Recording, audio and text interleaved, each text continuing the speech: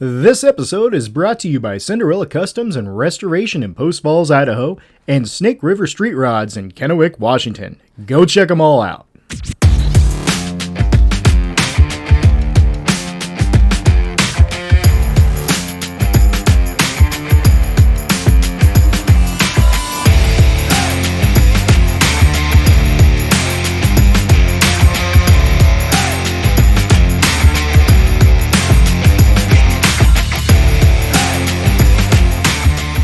All right, JF, good to meet you finally. Cheers, buddy. It's been a while. We've talked a little bit on Facebook, but never actually in person met. Now, what do we got here? It's a 29 Model A Roadster. Alrighty. We built it as an AMBR contender, which is super cool on its own. Yeah. We call it blue collar, and really the essence of the car was that one of my mentors in my whole career of hot rodding and building custom cars was a man that really loved Model A's. Okay. He had a picture of a Model A, black and white, in his garage with all the trimmings. It was sitting on carpet, and it had all the ropes around it, and it had full show. And back when I was 17 years old, I walked into this man's garage, and I thought, that's kind of the epitome of what your life should be. If you're going to tell a story and you're going to have a diary left over, you should probably have one of your cars that was at a car show this one time and looked awesome.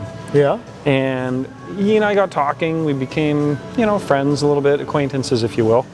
And I told myself, I'm going to take my pickup truck that I've been building since I was 13 years old to a car show one day, and I'm going to show the world that I'm really good at this craft. And they're going to see from my pickup truck that I've been working on since I was 13 that I'm good at this, and I'm gonna get that black and white picture so I can hang it in my garage one day, and some young guy's gonna come along and think, I want to be JF one day. Blue collar. Blue collar came from him because he was a Model A guy, and really late, we're 2 decades deeper into my career, and I never really got back to the start of it, and I really never got back to my center, if you will. So if you're talking life, and you're talking yoga or all these things that are bigger than all of us, you want to come back to your center. And I was like, some of what I was doing as a car builder and a craftsman and as a promoter and as a business owner, those things get really gray in the middle, and you just get so far off track that you're trying to win awards, and then you're competing for awards. Now, the people that you made your friends, you're competing against to win awards. Got it. And you just forget a whole bunch of stuff that's really important. And we're just like, poof. The TV show said to me, do you want to do another season with us? And a season for us in the scheme of the TV show was only 2 or 3 episodes. Oh, wow. So we were just kind of we're a sideline to the TV show. Rust Valley Restorers, you've watched it, and you know that we participate in that. But we didn't have to be the star of the show. We knew we weren't. But we just get an opportunity to participate and enjoy the car craft with those guys. So I said, well, the only thing I've got left to do is actually pay tribute to my mentor. And so if you guys want a car, I want to do a Model A Roadster. All right. Totally, because TV people and the production staff doesn't really understand the difference between a Model A Roadster and some of the goofy thing that they did last year that was a car without a roof, and it was in the 30s. Yeah. They can't really glue the thing together like real car people. Yeah, they're not car people. No, they're just trying to sell television to Netflix. So I had to explain to them, no, you don't understand. There is no other option for me. So if you want me on this season's participation, all I want to do is pay tribute to the one guy that really got me into this industry, because it's the last thing I have left to do in my career. So I really want to do a Model A Roadster, but I wanted to include him, and that's just kind of the way that I want to lay out the foundation for that project. What changed though, and what's super cool about the project, is that the minute we got the body, and it was right here in Spokane that we got the body. Oh yeah. Right here in Spokane that we got the chassis. It was 2 different transactions in one weekend. We bought one car chassis with a really shitty body on it. We bought, and then we were like, hey, make some phone calls while we're right here. I've got another 10 grand burning a hole in my pocket. What we realized once we got the chassis that looked this good. So the chassis was really, really cool. sat right, had these tires and wheels on it, and I knew we had a winner right there. But the body was so horrendously bad. Got it. And if you understand, and I want to teach our audience that you don't have to work with junk all the time to make a point. We knew that we only had 90 days to build this car, and the idea was, if I can spend 10 grand on a better body, we can actually get the car built in 90 days. Okay. Some guys build cars in 7 or 8 days on television. We can't do that. 90 days is crazy already. So luck had it that one of our buddies was already just in a transaction to buy an estate car that was a really cool car, had a chassis under it, car body was really good. And I thought, well, if we've got a great car body and we got a great chassis, there's no way we can't pull it off in 90 days. So that's where it's kind of where it stemmed from. We went back to Canada and started working with my mentor, and he really directed me on what I shouldn't do wrong.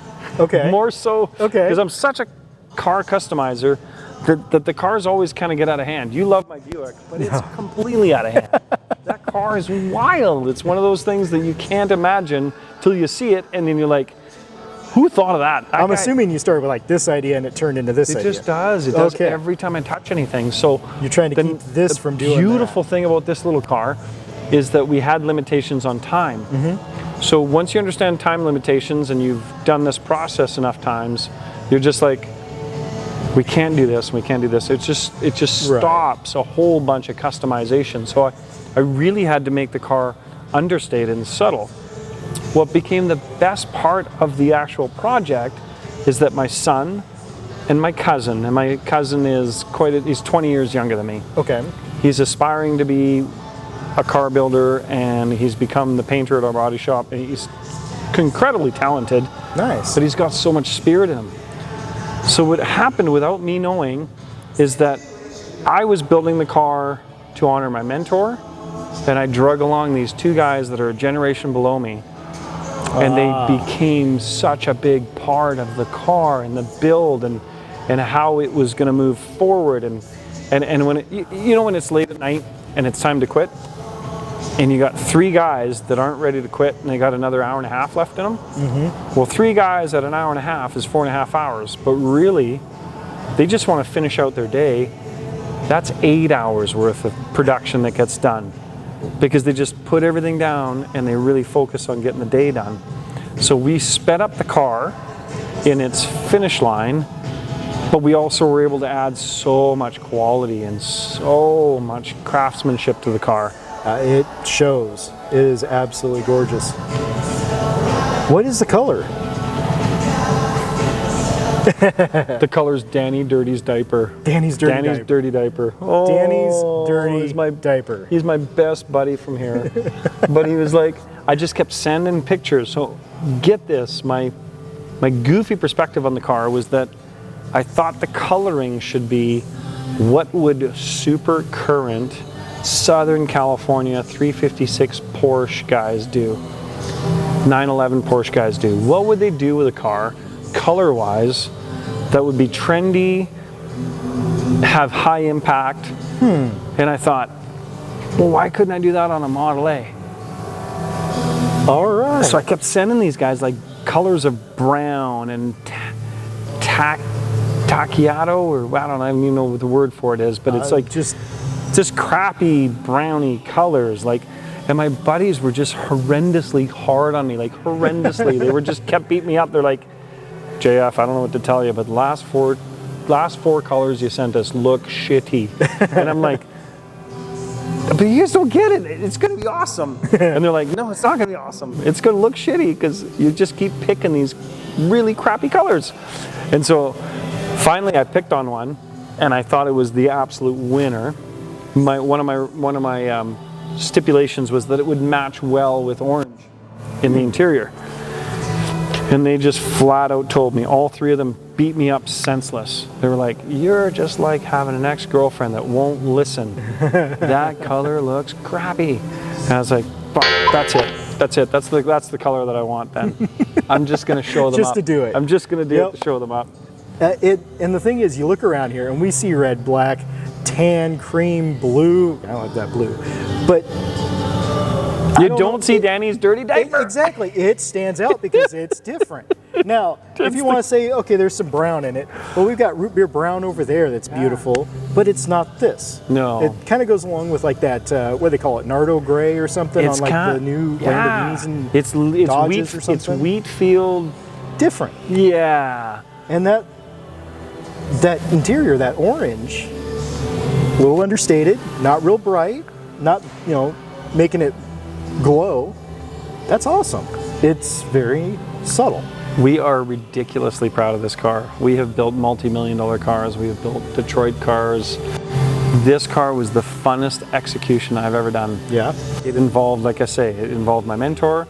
It gave me a chance to be the mentor of 2 other young guys that were coming up in the industry that you're gonna have to watch out for, by the way. Yeah. Because they're talented.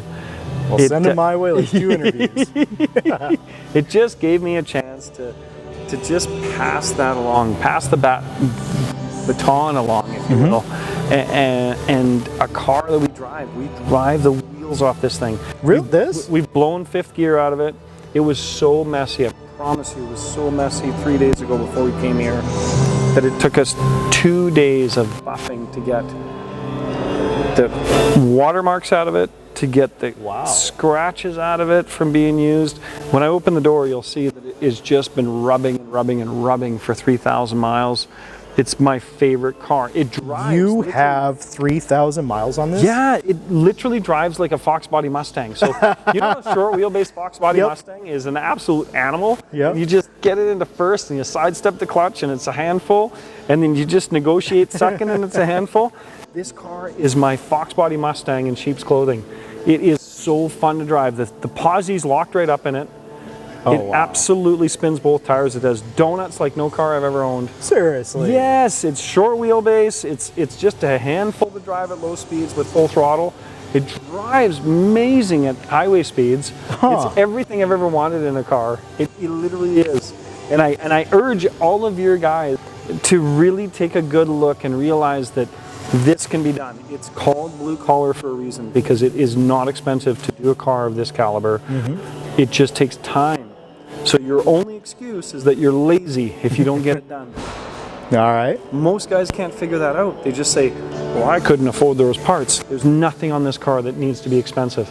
There's a really killer 409 here. Okay, I was going to ask what we got. But if you swap that out for a $1,000 small block Chevy, you got no excuse to not have that much fun in a car like this. Yeah, and those small block Chevys, granted we see them in everything and it kind of gets old, but at the same time, they're cheap, they're easy to build, they put good power out. They're tried, they're tested, they're true, they do everything you ever need to do.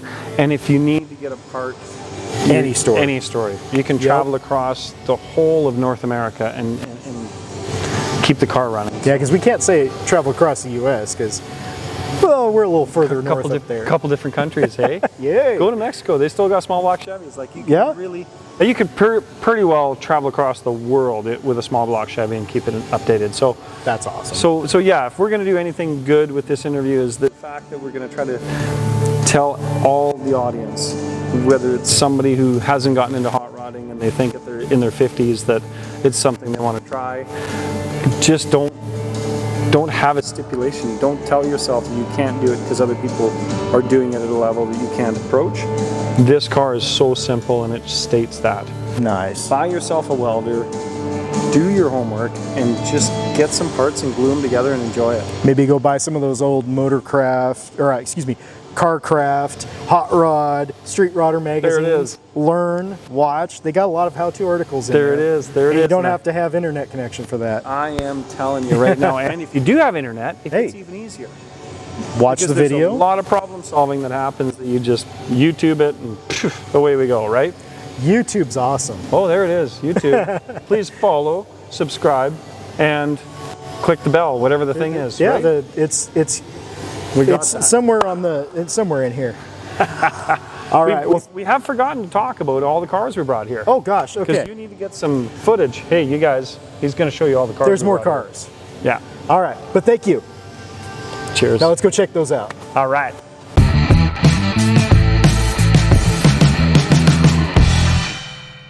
And did you ever think a square body would be a show car? No, neither did we. until my buddy Terry Smeal brought me a truck that he and Jerry Dembski had been working on forever. You gotta check this out. It might be the square body to end all square bodies. We were fortunate enough to do metal work and the paint job on this thing, but you have to experience it for yourself. I'll let you in. Come on in, have a look.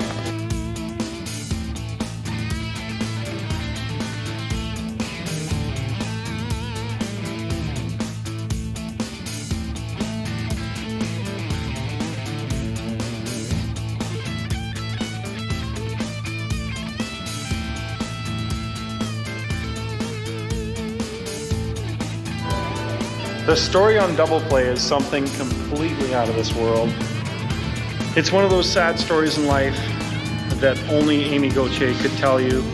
His brother had started building the truck, unfortunately passed away, and Amy was able to take the truck into his hands and do something even more spectacular than his brother ever had thought about. Again, on this one, we were just a little bit of metal work, a lot of body work and paint, and between Amy and a few of his really close friends, they were able to put together something that is so spectacular that it's actually on the t-shirt for this year's show. So here's Amy Gauthier's Double Play.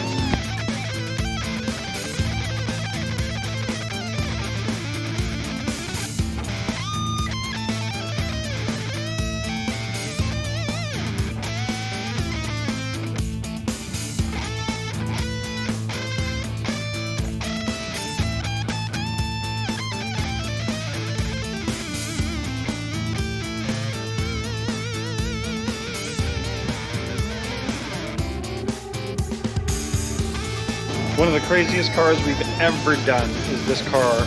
It's a real GT500 called Cardiac. Now, when we show you the bottom of it, you'll totally get what makes it mind-blowing, and it'll give you cardiac arrest just looking at it.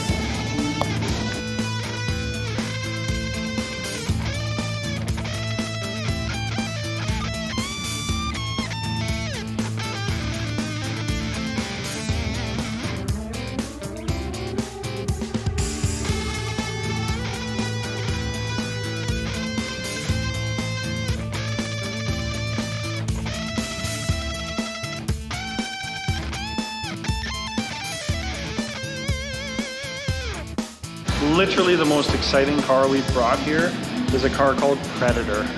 Predator because it's a play on the words of the Mercury Cougar. The Mercury Cougar was one of the most exciting cars, the exciting pony cars of its era. This one we just took to Detroit. It made a grade 8. It really fought hard to contend for the Riddler Award.